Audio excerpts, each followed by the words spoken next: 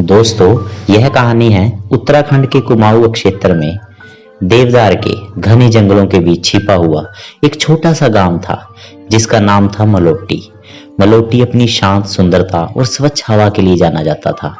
लेकिन गांव के लोग एक बात जानते थे जो बाहरी लोग नहीं जानते थे। गांव के पश्चिमी छोर पर स्थित पुराना कुआं एक रहस्यमयी और एक भयानक अतीत समेटे हुए था। यह कुआं सदियों पुराना था। गांव वालों का कहना था कि इसे किसी राजा ने अपने किले के लिए बनवाया था, जो अब सिर्फ खंडरों का ढेर था। कुएं का पानी हमेशा गहरा और काला रहता था और दिन के उजाले में उसकी तह तक देखना नामुमकिन सा लगता था। लोग कहते थे कि रात में, खासकर अमावस की रात में, कुएं से अजीबोगरीब आवाजें आती थी। कभी फुसफुसाहट की, कभी सिसकियां और कभी कभी तो किसी बच्चे के रोने की आवाज आती थी। गर्मी की छुट्टियों में दिल्ली से समीर नाम का एक युवा फोटोग्राफर मलोट्टी आया। समीर शहरी जीवन से ऊब चुका था और कुछ अलग अनुभव करना चाहता था। उसे पुरानी जगहों और भूली बिसरी कहानियों में बहुत दिलचस्पी थी। गांव पहुंचते ही उसने अपनी साइकिल से पूरे गांव का चक्कर लगाया और जल्द ही पुराने कुएं के बारे में सुना। गांव के एक बुजुर्ग काका किशन ने समीर को कुएं के पास न जाने की सलाह दी। गांव के काका किशन जी ने कहा, बेटा, वहां पर जाना तेरे लिए बहुत खतरनाक हो सकता है। काका ने अपनी झुर्रियों वाली आंखों से देखते हुए कहा कि वो कुआं शापित है। जिसने भी उस रात में उसकी तरफ जाने की हिम्मत की, वह कभी वापस लौट कर नहीं आया, और अगर आया भी तो उसका दिमाग सही नहीं रहा। समीर मुस्कुराया। वह इन सभी कहानियों को लोक कथाएं मानता था। उसे लगता था कि यह गांव वालों का डर है जो इस पुरानी जगह को रहस्यमयी बना रखा है। उसके मन में ही ये आ गया था कि वह कुएं की कुछ तस्वीरें जरूर लेगा। समीर ने अपनी योजना के अनुसार अमावस की रात को अपना कैमरा, गियर और एक शक्तिशाली टॉर्च के साथ कुएं की ओर प्रस्थान किया।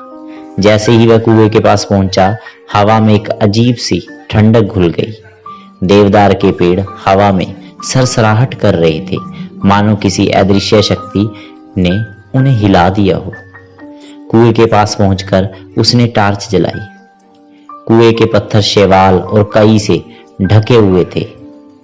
वो काई कई सालों की पुरानी लग रही थी और उनकी बनावट अजीब सी लग रही थी। उसने कैमरे को सेट किया और लंबी एक्सपोजर वाली तस्वीरें लेनी शुरू की। तभी उसे एक धीमी दर्दनाक सिसकी सुनाई दी। आवाज कुएं के अंदर से आ रही थी। समीर का दिल और ज्यादा धड़कने लगा, लेकिन उसने खुद को शांत रखा। उसने सोचा कि शायद यह हवा की आवाज या किसी जानवर की आवाज होगी। उसने एक और तस्वीर ली। इस बार उसे लगा कि जैसे किसी चीज ने उसके कान में फुसफुसाया हो कि वापस चले जाओ। आवाज इतनी धीमी थी, समीर को लगा कि यह उसका वहम है, लेकिन उसके रोंगटे खड़े हो गए। उसने जल्द ही कुछ और तस्वीरें ली और तेजी से अपने कमरे की ओर लौट चला। रात में वह सो नहीं पाया। सिसकियां और फुसफुसाहट उसके दिमाग में गूंजती रही। अगली अमावस की रात समीर फिर कुएं की ओर गया। इस बार वह और ज्यादा तैयार था। उसने अपने साथ एक रिकॉर्डर भी लिया था ताकि वह उन आवाजों को रिकॉर्डर में रिकॉर्ड कर सके। जैसे ही वह कुएं के नजदीक पहुंचा, इस बार ठंडक और ज्यादा उसे लगने लगी। उसे लगा कि कोई अदृश्य चीज उसके कंधे पर हाथ रख रही है। वह तेजी से मुड़ा, लेकिन वहां कोई नहीं था। उसका दिल जोर जोर से धड़कने लगा। उसने अपना रिकॉर्डर चालू किया और तस्वीरें लेनी शुरू कर दी। इस बार आवाजें और ज्यादा साफ सुनाई देने लगी। एक महिला की दर्दनाक चीख और फिर बच्चे के रोने की आवाज। समीर के हाथ कांपने लगे। उसने रिकॉर्डर को कुएं के पास रखा और कुछ तस्वीरें और लेने की कोशिश की। तभी उसे लगा जैसे किसी ने ठंडे गीले हाथ उसके चेहरे पर लगाया हो। वह चीख पड़ा और टॉर्च जमीन पर गिर गई। अंधेरे में उसने सुना जैसे कोई कुएं के अंदर उसे तेजी से आवाजें दे रहा है। फिर एक जोरदार छींटे की आवाज सुनाई दी, जैसे कोई भारी चीज पानी में गिरी हो। समीर ने घबराकर टार्च उठाई और तेजी से गांव की ओर भागने लगा। वह पूरी तरह से पसीने से भीगा हुआ था और उसकी सांसें फूली हुई थी। अगले दिन समीर बुखार से तप रहा था। काका किशन और गांव के अन्य लोग उसे देखने के लिए आए। जब समीर ने उन्हें अपनी रात की आपबीती सुनाई तो काका का चेहरा पीला पड़ गया। उन्होंने कहा, बेटा, मैंने तुमसे पहले ही कहा था कि उस कुएं की तरफ नहीं जाना। तो उन्होंने कहा कि वो कुआं एक शापित कुआं है। सदियों पहले एक राजा था जिसने उस किले में अपनी प्रजा पर बहुत ज्यादा अत्याचार किए थे। उसकी एक बेटी थी जिसे वह बहुत प्यार करता था।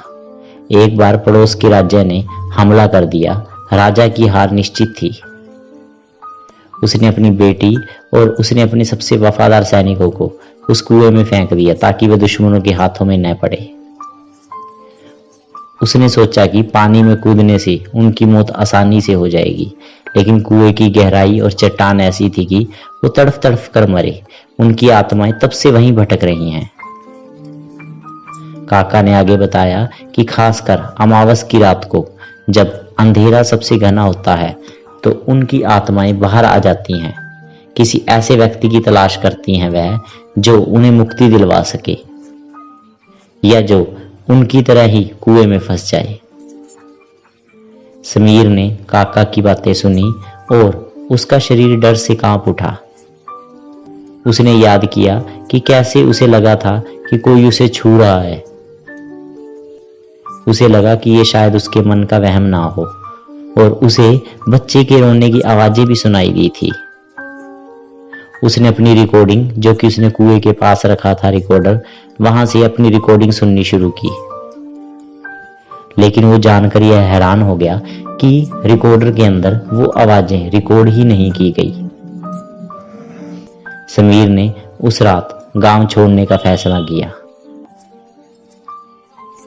वह बस स्टैंड पर अपनी बस का इंतजार कर रहा था। रात घनी हो चुकी थी और अंधेरा उसे खाए जा रहा था। तभी उसे लगा कि कोई उसका पीछा कर उसके साथ साया बनकर घूम रहा है। वह जोर जोर से सांसें लेने लगा। उसे लगा जैसे हवा में सिसकियां और फुसफुसाहटें फिर से गूंज रही हैं। इस बार वो बहुत इतनी करीब हैं कि उसे स्पष्ट सुनाई दे रही हैं। तुम हमारी कहानी बताने आए हो, अब तुम फंस गई, ऐसी आवाजें समीर को सुनाई देने लगी। समीर ने तेजी से अपनी आंखें बंद कर दी और अपनी बस का इंतजार करने लगा। जब बस आई तो वह तुरंत चढ़ा और खिड़की से बाहर देखने लगा। उसे लगा जैसे उसने कुएं की दिशा में कुछ अस्पष्ट आकृतियों को गायब होते देखा है और अंधेरे में इस तरह से वो सूचना घुल गई कि समीर को ऐसा लगा मानो ये उसके लिए एक सपने जैसा है। अब जब वापस वो दिल्ली आने लगा, समीर कभी मलोटी गया नहीं था और उसने ये बात ठानी कि वो अब कभी मलोटी जाएगा भी नहीं, क्योंकि उसका एक बार का जो एक्सपीरियंस था वो बहुत ज्यादा डरावना और रहस्यमय लगा। आज भी उसके कानों में सिसकियों और फुसफुसाहटों की आवाज आती है। उसे लगता है कोई साया उसका पीछा कर रहा है। उसे उस पुराने कुएं की भयानक कहानी जब याद आती है तो उन्हें इन प्रेत आत्माओं पर विश्वास और ज्यादा बढ़ जाता है। वह जानता है कुछ रहस्य ऐसे हैं जिन्हें छोड़ना या जिन्हें छेड़ना मौत को बुलावा देना जैसा होता है। तो इस तरह से समीर ने खुद की भी जान बचाई और इसके साथ साथ उसने अपनी जिंदगी में ये बात सीखी कि जब रहस्यमयी घटनाओं के बारे में पता लगे तो उन सभी कहानियों को लोक कथाएं या एक तरह से कहानी मानकर नहीं छोड़ना चाहिए।